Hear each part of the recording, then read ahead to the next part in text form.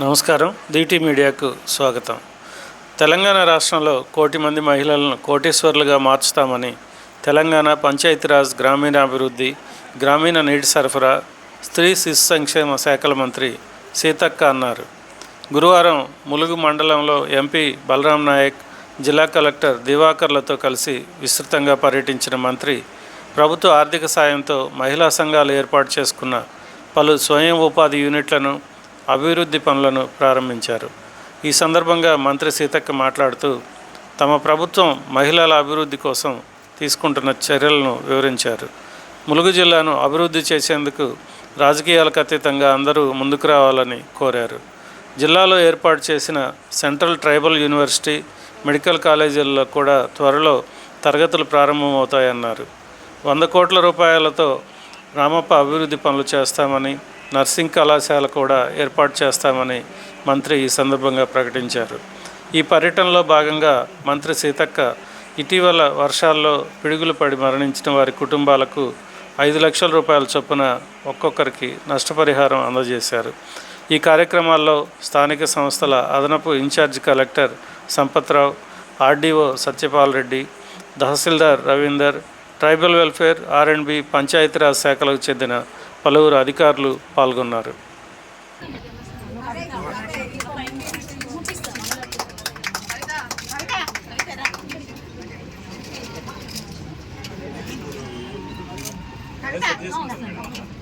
Automatic అదే set అవునా?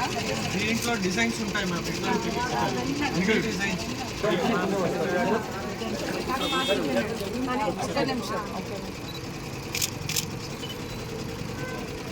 దగ్గర నుంచి ఒక్కొక్క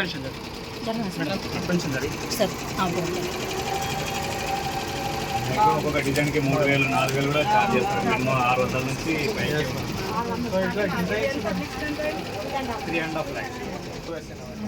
3 hours లో పూర్తి అంతా వర్క్ అయిపోయింది. బస్ స్టాండ్ ఓపెన్ చేయాలి సార్. బస్ స్టాండ్ శంకుస్థాపన చేయాలి.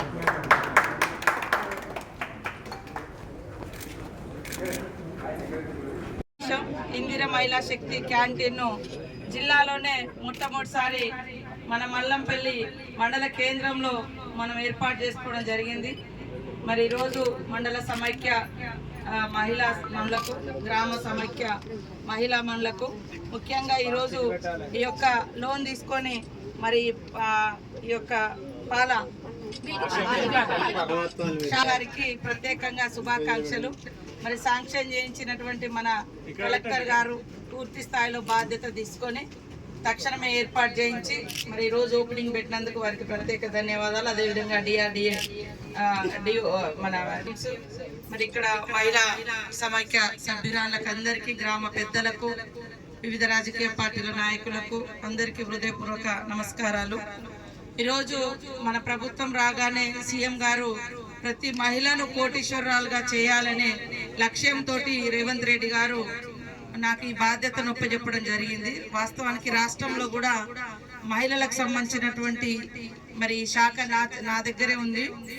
దాంతో మనము ఒక 17 రకాల వ్యాపారాలను మహిళలకు ఇవ్వాలని గుర్తించి మరి దానిలో భాగంగా మహిళా శక్తి క్యాంటీన్స్ కావచ్చు, ఇట్లా వివిధ రకాల వ్యాపారాలు కావచ్చు.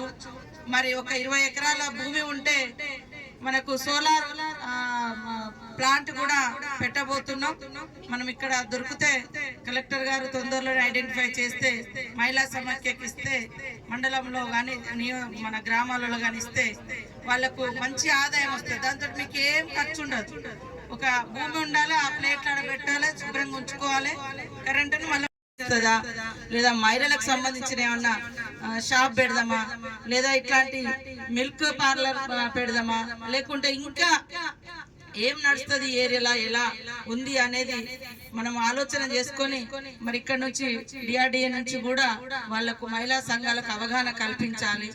ఎలాంటి పబ్లిక్ ఎక్కడెక్కడ బ్రేక్ అవుతున్నారు, ఎక్కడెక్కడ ఆగుతున్నారు, ఆగే ప్రాంతంలో మనం ఎలాంటి షాప్ పెట్టిస్తే అది వాళ్ళకు, మన జనాలకు, మన మహిళలకు బెనిఫిట్ అవుతుంది అనేది కూడా మనము ఒక సర్వే లాగా చేసి, అమ్మ మీరు ఈ షాప్ పెట్టుకుంటే ఈ లొకేషన్ ఇది బాగుంటుందేమో అని వాళ్ళకు కూడా మనం సూచనలు గైడ్ చేస్తే వాళ్ళు పెట్టుకున్నందుకు 4 రూపాయలు రూపాయల లాభం వస్తుంది, అదే విధంగా వాళ్ళ జీవనం కూడా మంచిగా గడవడానికి అవకాశం ఉంటుంది. కాబట్టి ఈ రోజు మాకు చాలా సంతోషం. తప్పకుండా రాబోయే కాలంలో అన్ని రకాల మన మండలానికి అభివృద్ధి గాని మరి అదే విధంగా నిధులు గాని అన్ని వస్తాయని కూడా ఈ సందర్భంగా తెలియజేస్తూ అందరికీ నమస్కారాలు, ధన్యవాదాలు.